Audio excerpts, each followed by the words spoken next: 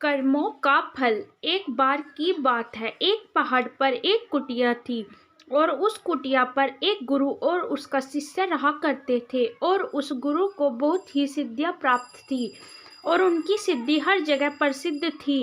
वह वहाँ के लोगों में इतनी ज़्यादा प्रचलित है कि लोग उन शक्तियों से भली भांति परिचित थे। वह ध्यान में बहुत ही ज़्यादा लीन रहते थे। कई बार वह दो तीन तीन दिनों तक ध्यान में बैठे रहते थे, पर वह कुछ खाते पीते भी नहीं थे। उनके ध्यान की शक्ति की खास बात यह थी कि वह ध्यान करते करते भविष्य देखने में सक्षम थे।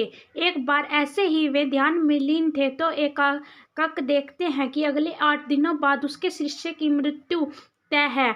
यह भविष्य देखकर वह अत्यधिक व्यथित हो जाते हैं और परेशान होते हैं।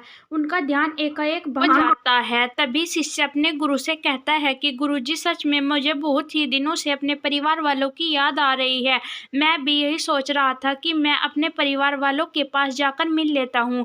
और वह अपने गुरु की आज्ञा लेते हुए पहाड़ी से नीचे की ओर चलना शुरू कर देता है, लेकिन वह इस बात पर ध्यान नहीं देता कि उसके गुरु की आंखों में आंसू आए हुए हैं। शिष्य अपना यात्रा शुरू कर देता है और शिष्य को बहुत ज़्यादा आनंद आ रहा था, लेकिन वह एकाएक देखता है कि समुद्र की लहरें बहुत तेजी से उफान खा रही हैं और शिष्य को समझ आ जाता है कि कुछ ही पलों के अंदर सारा पानी चींटियों के घर में घुसकर उनका घर तोड़ देगा और इसी वजह से बहुत सारी चींटियों की जान चली जाएगी।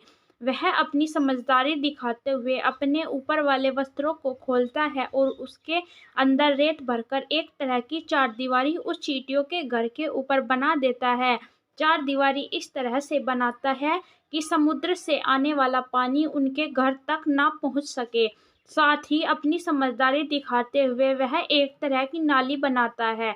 अगले दिन में वह सुबह वह अपने गुरु के पास जाने के लिए निकल जाता है। वहाँ उसके गुरु कुटिया में बहुत ही ज़्यादा दुखी होते हैं। उनको लगता है कि उनके शिष्य के 8 दिन पूरे हो गए हैं। अब तक तो वो शिष्य इस दुनिया को छोड़कर जा चुका होगा। वह गुरु उसके दुख में होते हैं कि वह एकाएक देखते हैं कि कोई मनुष्य उनकी कुटिया की ओर चला आ रहा है। जब वह उन्हें ढंग से देखते हैं तो उन्हें पता चलता है कि ये तो उनका शिष्य है जो उनकी ओर चला आ रहा है। वह दौड़कर एकाएक अपने शिष्य के गले लग जाते हैं और अपने शिष्य का हाल चाल पूछते हैं और शिष्य यह देखकर चौंक जाता है कि गुरु को समझ नहीं आता है कि कैसे उनका देखा हुआ भविष्य गलत हो गया। वह अपने शिष्य से पूछते हैं कि बेटा, तुमने इन 8 दिनों में क्या क्या किया।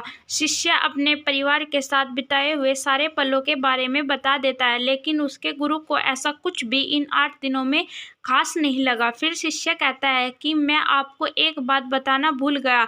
जब इस पहाड़ी से मैं नीचे समुद्र की ओर गया था, तब मैंने ऐसे ही एक चींटियों की जान बचाई थी। उसके बाद गुरु समझ जाते हैं कि ये उसके कर्मों की वजह से ही वह शिष्य बच पाया था और गुरु एकाएक कहते हैं कि कर्म जरूर लौट कर आते हैं। तो साथियों, इस कहानी से हमें यह सीख मिलती है कि जीवन में हमेशा ऐसे कर्म करो जो कभी लौट कर भी आए तो आपका भला ही करे।